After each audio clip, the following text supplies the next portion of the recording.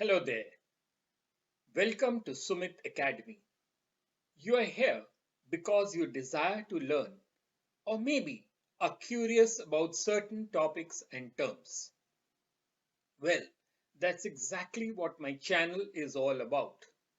So do subscribe now so that you do not miss out on any video which may interest you. In this video, we shall talk about good governance and to how it is different from bad governance. So what exactly is good governance?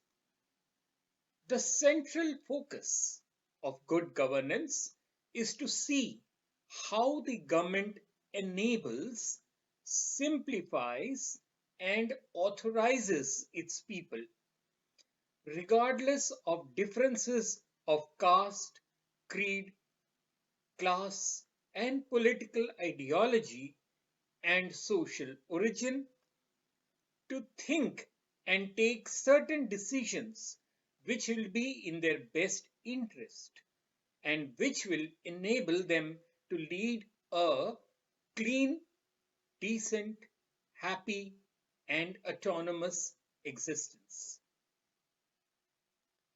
The policies that supply public goods are guided by principles such as human rights, democracy, transparency, participation, and decentralized power sharing.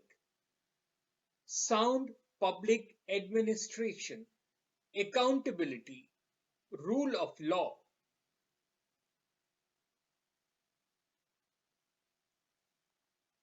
effectiveness, equity, and strategic vision.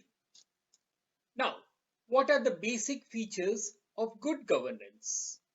Good governance is participatory, consensus oriented, accountable, transparent, responsive, effective, and efficient, equitable and inclusive, and follows the rule of law. It makes the government work effectively and provide a credible administrative system which is citizen friendly and values caring and people sharing. It not only gives the people confidence but improves the faith that elected legislatures and the bureaucracy have in their own government and its decision making processes. It also leads to better decision and provides an ethical basis for governance. Good governance is an ideal which is difficult to achieve in its totality. Very few countries and societies have come close to achieving complete good governance. However, to ensure sustainable human development, action must be taken to work towards this ideal with the aim of making it a reality. How does good governance help? Well, it helps in securing human well being and sustained development, promoting inclusive growth, reducing poverty, targeting schemes and programs towards the most deserving social groups, ensuring effective use of resources, delivering services efficiently to people, and by creating and maintaining the social legitimacy of the political order. Right. So now we have a fair idea about the concept of good governance. Now, what are the symptoms of poor governance? There are many ways in which poor governance signals its presence. The ill effects of poor governance are felt widely across society and the economy. Lack of good governance can arise from different sources covering political, economic, institutional, and judicial institutions. Let's have a look at all of these. Firstly, poor management of economies, persisting fiscal imbalances, and disparities in the pace and level of development across regions and districts. This is an economic failure.